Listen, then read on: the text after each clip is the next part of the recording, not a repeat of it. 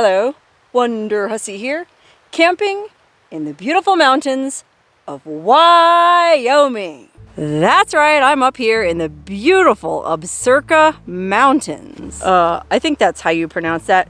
It looks like Absaroka, but I watched a bunch of YouTube videos and I'm pretty sure it's pronounced Absaroka. Anyway, I drove all the way up into these mountains in the Shoshone National Forest, I think, and I took this little 2-track road all the way to the end where there is a previously disturbed campsite, so I figured it'd be a good place for me to park for the night. You know how that goes, you're legally allowed to camp off any Forest Service road unless it's posted otherwise, but they ask that you try to choose previously disturbed areas. Well, there's a fire pit here.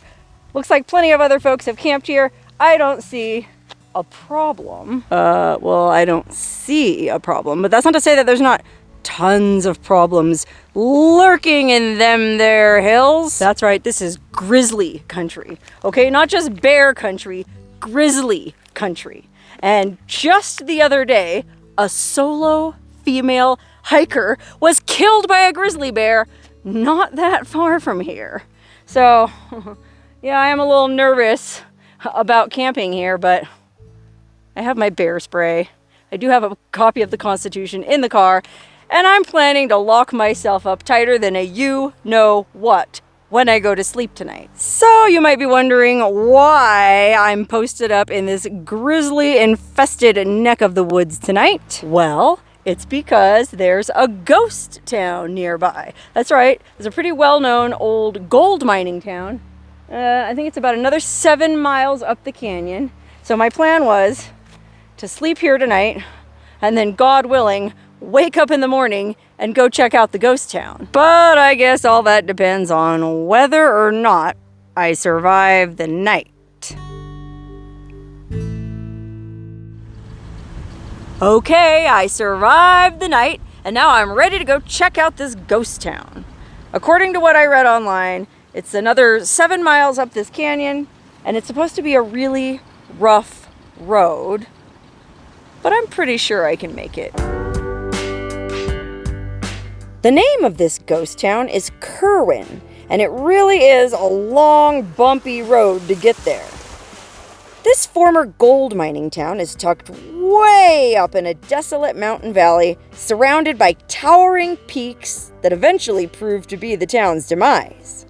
Avalanches in 1907 destroyed 2 buildings and killed 3 people, and shortly thereafter, the town was pretty much abandoned. But if you have the right vehicle, you can still drive up there today and see the ruins for yourself. Says the mining town of Kirwin sprang to life after gold and silver were discovered on Spar Mountain in the mid-1880s. At its peak, about 200 miners and their families lived in Kirwin. The town boasted 2 hotels, 2 general stores, and a post office. But look at this. Kirwin was unique among rough and tumble mining camps in that it never had a single saloon or a red light district. What? What kind of lame-ass mining camp was this? I've never heard of a mining camp without at least a saloon, let alone a red light district. I mean, these mining camps were notorious. These miners, they were boozers and, well, they got lonely out here and they needed women. And it does look like, it says, for a short time, Kirwin did have one colorful character named Lucille the Palmist. When it was discovered that her services went beyond fortune-telling, however, she was asked to leave town. Man, what kind of a square asks the only prostitute in a mine camp to leave? What was this, like a Mormon mining camp? Ugh, no wonder the town shut down. Actually, it just says more money was put into working from investors' pockets than was ever taken out of the ground in ore. In fact, the Kirwin mines produced very little ore. The railroad, which is crucial to any mining district, never came here. And then, like I said, the avalanche was the final nail in the coffin. February 5th, 1907, a large avalanche swept away a cabin, so just one cabin, at the east end of camp, killing all 3 occupants. And another avalanche destroyed the general store. And then I guess there was some kind of financial panic in 1907 that cut the flow of investment capital to the mines, and most miners and their families decided they'd had enough. Boy, I would have come to that decision when they ran poor Lucille out of town. Let's see what these signs say. Pretty much what we already know. Kirwin didn't have a saloon or a red light district. As with other early day mining camps, reading and parlor games were popular pastimes, and visitors were always welcomed with warm hospitality. What? Reading and parlor games? What kind of miners were these? Well, it does say a miner's life was one of hard, gut-busting work. I guess at the end of a tough day, slamming holes into the sides of mountains and then packing dynamite into them, well, you just wanted to relax at home with some parlor games. Look at these guys. They look like they definitely enjoyed playing Victorian parlor games. Actually, there's a whole timeline here that goes into the whole history of the area from its early foundings when they first discovered gold all the way up through, I guess the peak of the town was 1906, just before that avalanche. Wow, that's a bummer. Well, maybe that's what they get for not having any brothels, you know? The gods were angry. Anyway, this guy Henry Schnitzel tried to start up mining again in the area, but that failed, so this guy Carl Dunrud bought the property and built the Double D Dude Ranch here, which Amelia Earhart visited. That's right, Amelia Earhart, the famous aviatrix, the first woman to, I think, successfully circumnavigate the globe, or maybe that's what she was trying to do when she disappeared somewhere over the Bermuda Triangle. Well, she came up here and she liked this area so much, she asked this Dunrud guy to build her a cabin up here. And so if I have time, I'm gonna try to hike. You can still hike to the ruins of Amelia Earhart's cabin. Although they never finished building the cabin as she disappeared on her attempted round-the-world flight, I guess halfway through construction. Far out. Okay, before I go try to find Amelia Earhart's unfinished cabin, let's go check out the rest of these buildings. Well, I thought I was going to be able to just drive around this ghost town and check out all the buildings the lazy way, but the road's closed, so we're going to have to hoof it. I got my headlamp, I got my bear spray, got my hiking boots. Let's go. If you want to explore Kirwin, bear spray is a must. Not only is this grizzly country, but I read online that this is where problematic grizzlies from Yellowstone National Park are relocated, meaning bears that have already had some kind of threatening interaction with humans. But if you're brave enough, you can poke around the ruins of this ghost town to your heart's content. Some of the buildings are locked, but many of them are open to explore. Wow, look at the size of this place. I mean, what do you suppose? This had to have been some kind of major work building. I mean, these kind of work shelves and tables out front are testament to that. Look how cool the exterior of this building is, though. I don't know why there's all these giant rivets instead of just regular nails. That's almost like a work of art. That is cool. And then this giant concrete slab foundation with a hole. We can peek into the basement. What's in the basement? Oh, it's just a big crawl space. No telling how many of these guys, well, never mind. I was gonna say no telling how many of these guys buried their pregnant mistresses down there, but this was apparently a very square town. No brothels, no saloons, presumably no mistresses. Well, dang it, it doesn't look like we can get inside this building either. Oh, look, there's something written on the door. Oh no, it says, please close and latch door if you are the last person leaving this building. Huh, so we can go inside. Wow, this is unreal. Okay, there's a bunch of different rooms in here, so let's get to work. Okay, the first thing I notice is how beautifully this is built. I mean, look at the walls. This is, well, I was gonna call it like wainscoting. There's wainscoting up to here, vertical decorative boards, and then there's this fancy trim in the middle, and then horizontal on top, and then, oh my gosh, look at the ceiling. Look at that, it was wired for electricity. Well, I guess that makes sense. If the town was founded in the 1880s, people were living up here 1890s, 1900s, electricity was a thing. It's just funny to picture it way up in a remote mining camp like this. Okay, good thing I wore my headlamp. Let's see what's in this room. Oh, like some kind of office maybe. There's shelving. Oh, there's a little closet, coat closet. Oh, excuse me, it was for grease guns, not a coat closet. I guess this is all just storage for materials and stuff. What could be back here? Hopefully not a grizzly bear.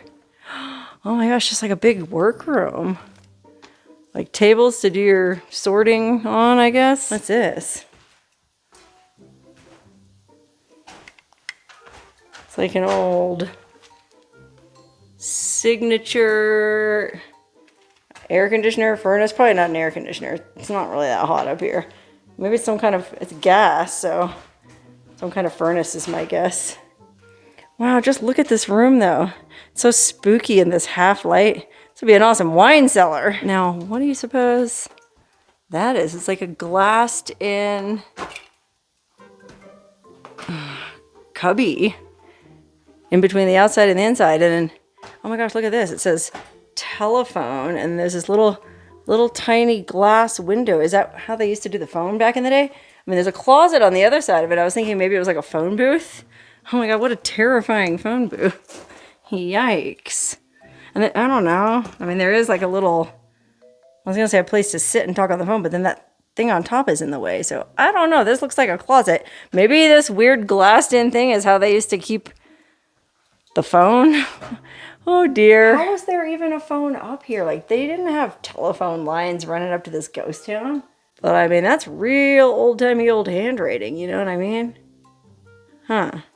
All right, let's keep on going back to that first hallway we came into. Now let's go on the other side. Wow, it's just like racks and racks and racks and racks and racks and racks and racks. For what, though? I mean, this could be the world's greatest wine cellar. But somehow I don't think that's what they were doing in here. Okay, well, that's pretty much all there is to this giant building. I'm going to go ahead and follow the directions and latch this back up. I'm just going to guess that was like the main mine office building. You know, it's interesting. That's very clearly a 2-story building, but I looked all over the place inside and I couldn't find anywhere to get upstairs, so I'm not sure what the deal is. Oh well, there's plenty of other buildings to go in. Let's poke our nose and see what's in here. Oh my gosh, there's just building after building after building here. This is cool. Oh, this looks like another kind of working building. Man, where's all the houses? I want to go in the houses where the people lived. Or maybe, you know, this could have been like the general store, you know? I know the one general store was destroyed in the avalanche, but apparently there were 2 stores, so this could have been the other one. Hard to say. And then this could have been where the storekeeper lived with his family. God, another super cool, old-timey, rustic wood cabin. Oh, but what is this? Oh, it looks like nobody was living in here. It was also some kind of... Oh, it smells like a barn. Maybe, are these things for animals? Like you would put, what do you call that? You put hay in here, like a crib, and then oats in there. Or I guess maybe water. Isn't that what this looks like? Like a 3-stalled barn. You know, you could have your 1, 2, 3 horses or 1, 2, 3 cows or whatever. And yeah, it looks like over the days, months, years, the animal wore these grooves into the wood and up here probably chewing on it, you know, grinding their teeth down. On that side too. Oh yeah, and then there's a gate still across this back one, so I bet those 2 had gates too. That's exactly what this was. A barn. Mystery solved. Wow, it's interesting. I always forget to think about the lives of these poor animals that lived in these mining camps. I mean, the people, yeah, they're fun to imagine, you know, what was going on. But these poor animals, they had a rough time. Okay, this right here looks like it would have been somebody's house. You know, it's got a nice window. It's got a little lean-to in the back with a door that isn't locked. Let's see what's inside. Oh wow, it's so cool that they just let you go inside all these buildings. Yeah, I'll bet you anything this was somebody's house. And again, it blows my mind how fancy. I mean, look at this cabinetry. You know, for some hick mining town way up in the mountains of Colorado, look at that. Hardware, the shelves, even the wall behind it is all nice and shiny. This is fancy. Might as well close the, oh, what does this say? Edward Elliott, Alton, Illinois. September 9th, 1946. Wow, some guy wrote his name on here back in 1946. So I'm gonna go ahead and close that up. Look at the amazing linoleum pattern that was on the countertop. I mean, it's so covered in dirt and dust and unspeakable filth that it's easy to lose sight of the fact that there was probably a lady who stood here and cooked meals for her miner husband and her family. How about that? This is so neat. Okay, so this is just the little lean-to. Let's go into the main house. This is where they lived. Oh my gosh, wow. It's so dark because all the windows are boarded up, but I guess that was their little dining room table, and you can even kind of still make out the cool print that was on the tablecloth. Look at that, it's a little horse and wagon. Oh my goodness. Oh my gosh, was that a fly strip? Yikes, I guess the flies are probably pretty bad up here. It's interesting to think too, like, this place is obviously wired for electricity, but not plumbed. So they had electricity, but they still had to go out and visit an outhouse somewhere. Which maybe this little building right next to the house was. I'll bet you anything this was. Oh my god, this looks raunchy. I don't know though. I mean, there's no hole in the ground. There's no pit under it. Maybe it wasn't. Maybe it was just like their food storage. Weird. Then again, this was such a goody-goody town with no brothels or bars. Maybe they were so pure that they didn't even have to go to the bathroom. And so there were no outhouses. Good old Kirwin, cleanest mine camp in the West. Okay, now let's go check out some of the actual mining operation. There's this huge rusted out hunk of some kind of machinery, and I have no idea what this would have been, but there's some kind of conveyor belt that I guess dumped ore onto, I don't know, I guess wagons? I mean, there was no railroad up here, so there was no means of transporting this ore other than in wagons. But then again, it didn't sound like they were getting very good ore anyway, so gosh, your guess is as good as mine. Oh, another furnace. Really no wonder that there's so many abandoned furnaces up here. I mean, it's so cold in the winter. Look at that, Estate Heatrola, made by the Estate Stove Company in Hamilton, Ohio. Oh, well, look here. Here's a bunch of names that have been carved over the years, although none of these look like they're really historical. It looks like just people who came here and decided to deface an old building. Good for you, Megan and Julia. I'm proud of you. Oh, I think I finally found an outhouse. What was this, the only outhouse for the entire town? You know, 200 miners and their families, 2 toilets. Sounds like Burning Man. Okay, now let's go check out this. I think this was the shaft for one of the mines. Oh gosh, I already forgot what the terminology is for whatever you call the building that they put over the shaft. Hey man, don't laugh at me. I've got a lot going on. I'm trying to do all this myself. Okay, wow, look at this. This is cool. Go up these stairs. Well, actually, no, first let's go down here. There's like a first floor. Yikes, will it hold after all these years? Oh my goodness, look at this. It's like a little tiny office or something down here. Oh, and golly, and you would sure hope those rafters would hold. What's this on the ceiling? Is it some kind of like wallpaper? Did it used to have wallpaper? I mean, it does look like there's stuff on this wall too. I'll zoom out. Huh. It's a tiny little room on the bottom floor of this cool old building. Yeah, you can see where this thing is just built right into the side of the hill. Look at that. Right into the rock. Oh my goodness. Wow, look at this. What's this? It looks like a atomic bomb. It's like some big metal bomb shaped. It's like a weight. Like on a plumb bob. It's connected to this braided steel cable that I guess at one time, oh, it came from up there somewhere. Hopefully we can get up in there. What was this giant weight? I mean, oh, is it a bucket? Oh yeah, it's empty inside. So it's a bucket. It's just a really weird shaped bucket. I guess, is that how they hauled the ore out? I've never seen anything like this. And I've been to a mine camp or 3 in my day. That's wild. Look at that. There's like an adventure tour group camping out here tonight. Right at the base of this giant 3-story, whatever it's called. What a place to camp. Okay, so up these stairs here, this is the second floor. Let's see what's inside the second floor. Oh wow, yeah, here we are inside the main operations center, I guess, but where's the hole to get that bucket thingy up? I'm confused. Okay, well, there's one more story. Let's keep going up. See what's on floor number 3. Oh my goodness.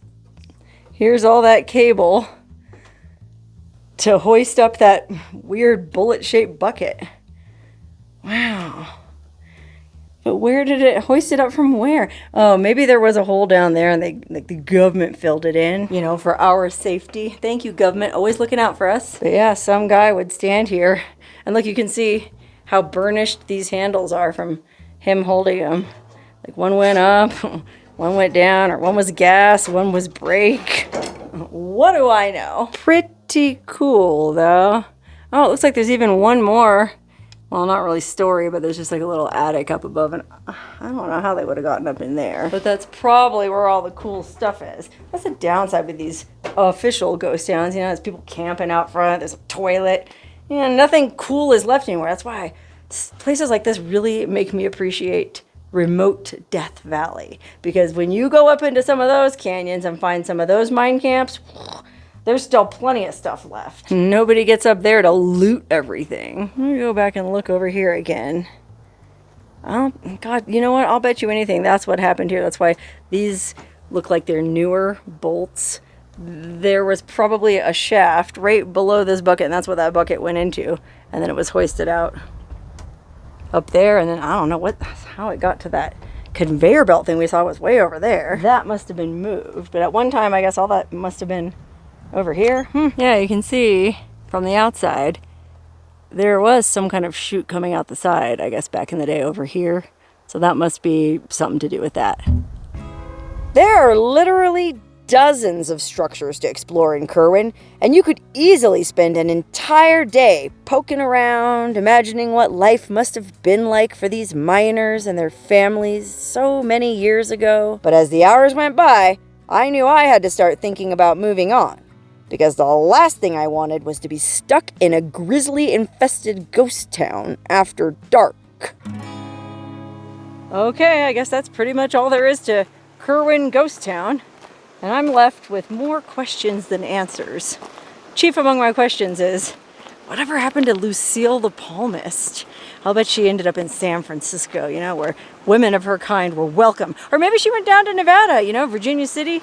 Plenty of her type down there, and folks weren't too judgy about it. Anyway, now I'm gonna go try to find the site of this cabin that Amelia Earhart was having built for her when she disappeared in the Bermuda Triangle. Amelia's cabin is about a mile from the ghost town, but the old Jeep trail that leads to it is closed to vehicle traffic, so you have to hike through grizzly-infested forest to get there. I considered bailing on it because there's not supposed to be much left anyway, but I'm glad I didn't because I ran into something very interesting along the way. Wow, and look at this building. This looks like it was some kind of hoist house to me. I mean, why else that tall tower with that brace at the top of it? And then there's a chute coming out the bottom. Apologies, I know it's backlit, but well, let's go inside and see. What is this? It's like a giant old furnace. Isn't that what that is? Holy cannoli. I don't even know if I'll be able to open this. Oh God, it's like welded shut. Oh my God, this thing is massive. Oh wow, yeah, look. The Worthington boiler. Patented April 1890. But for reference, I mean, I'm standing next to it. This thing is huge. Man, that thing must have been a beast in action. A boiler. What does that do? Create steam that then powers whatever this thing was. Oh dear. And then yeah, it looks like there was some kind of old hoist. Oh my gosh, there's a super rickety ladder going all the way up to the top. And then, well, here we can actually see down into the pit. Government didn't get over here to protect us.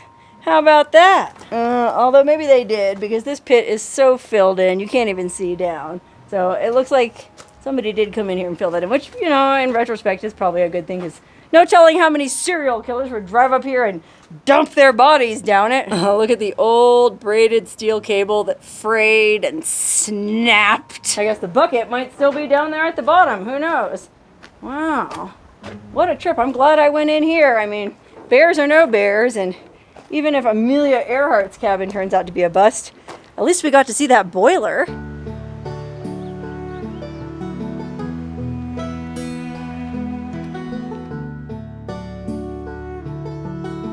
Okay, wow, I finally made it. Wow, there's a lot more here than I thought there was gonna be. It's weird because I read online, or I thought I read online that, so Amelia Earhart came up here to visit her friend that owned that dude ranch. If you remember, after the mining camp was abandoned, some dude sold the property to some other guy who decided to start a dude ranch. And apparently he was buddies with Amelia Earhart because her and her husband came up here and stayed at his dude ranch. And apparently Amelia fell so in love with the area, and who can blame her, that she asked him to build her a cabin just 1 mile from the ghost town. And so this is the site I have pinned on my map, but it's just a lot more significant of a structure than I expected. Because according to my research, after Amelia commissioned this cabin, well, she set off on her circumnavigation flight of the globe, and as we all know, she disappeared somewhere in the area of the Bermuda Triangle. And after they spent, I don't know, a few weeks trying to find her, well, they gave up and they quit construction on this cabin. So supposedly this cabin is only like 3 logs high or something. I mean, it certainly wouldn't be as fancy as this. Oh gosh, look what it says here. Property of the United States, all persons are prohibited under penalty of law from committing trespass. So this is another one of them Forest Service administrative buildings, I guess, and it's locked up tight. And then there's this other little shack out behind it. I don't think this was Amelia Earhart's cabin either. I swear I read it was just some logs. Maybe this is it back here. Oh, well, maybe. I mean, this does look like there could have been some kind of cabin ruins here at some point. I mean, very, very, very rustic ruins, but I mean, there's a lot of logs piled up back here. Maybe this was it. Not very exciting, unfortunately, and that's frankly pretty much what I expected. But I don't know, I guess it's still cool to come up here and see the site where if she had built a cabin here, it would have been an amazing getaway. I mean, can you imagine perched in this little glen overlooking this gorgeous canyon? That is until the government had to come in and build a cabin right there blocking the view. Ain't that always the way it goes? Somebody always has to build something bigger and block your view. But I'll bet you anything, if Amelia Earhart hadn't disappeared in the Bermuda Triangle and they had finished building that cabin for her, I'll bet you anything her descendants would still own it to this day. Although, I don't know, maybe she would have never had kids. I've read conflicting things about her online. That's all I'll say about that. But I don't know, if she did have kids and she did have heirs, well, I bet they would have had something to say about the government building this dang shack in their way. Anyway, I guess I'm just gonna hike back down to my car now and try to find a place to camp. And no, I don't really want to camp at Kirwin Ghost Town because those other dudes are camping there and they weren't very friendly. I tried talking to them and it was like some kind of expedition. I think they hired this guy to take them camping in a ghost town and they seemed very weirded out by me. But maybe they were just intimidated, you know, because here I am, just some ninny with my cell phone and a can of bear spray. And there they are, having to hire an expedition to take them camping in a ghost town. Psh, I camp in ghost towns all the time. So maybe they were just feeling slightly emasculated. Either way, I'll bet you anything I can find a better campsite.